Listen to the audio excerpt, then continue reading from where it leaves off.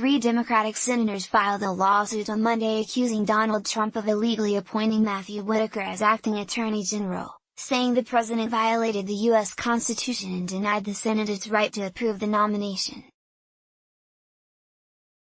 The lawsuit, filed in the U.S. District Court for the District of Columbia by Senators Richard Blumenthal, Sheldon Whitehouse, and Senator Mazie Hirono, is the most high-profile litigation so far to be brought challenging Whitaker's appointment.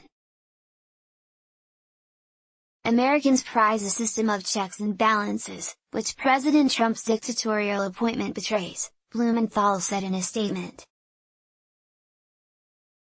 Whitaker took over supervision of Special Counsel Robert Mueller's investigation of Russia's role in the 2016 U.S. election after Trump appointed him on November 7 as the chief U.S. law enforcement official to replace Jeff Sessions, who the president removed. Sessions had recused himself from the probe, handing the responsibility to Deputy Attorney General Rod Rosenstein, who was confirmed by the Senate. Whitaker in the past criticized the scope of Mueller's probe and brought up the possibility of undermining it by slashing the special counsel's funding. The Attorney General of Maryland last week brought a similar legal challenge, saying Trump violated the so-called Appointments Clause of the U.S. Constitution because the job of Attorney General is a principal officer who must be appointed by the President and confirmed by the Senate. A hearing on Maryland's legal challenge is slated for December 19. Article Guide: a challenge to Whitaker's appointment was also made as part of a Supreme Court case on gun rights.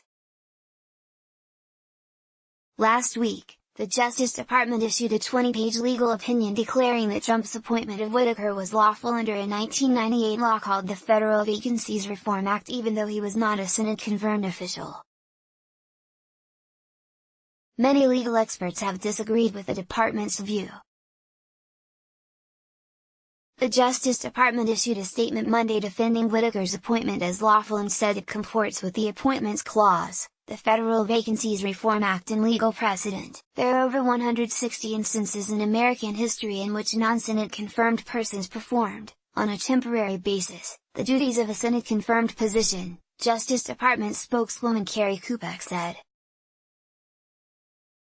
To suggest otherwise is to ignore centuries of practice and precedent.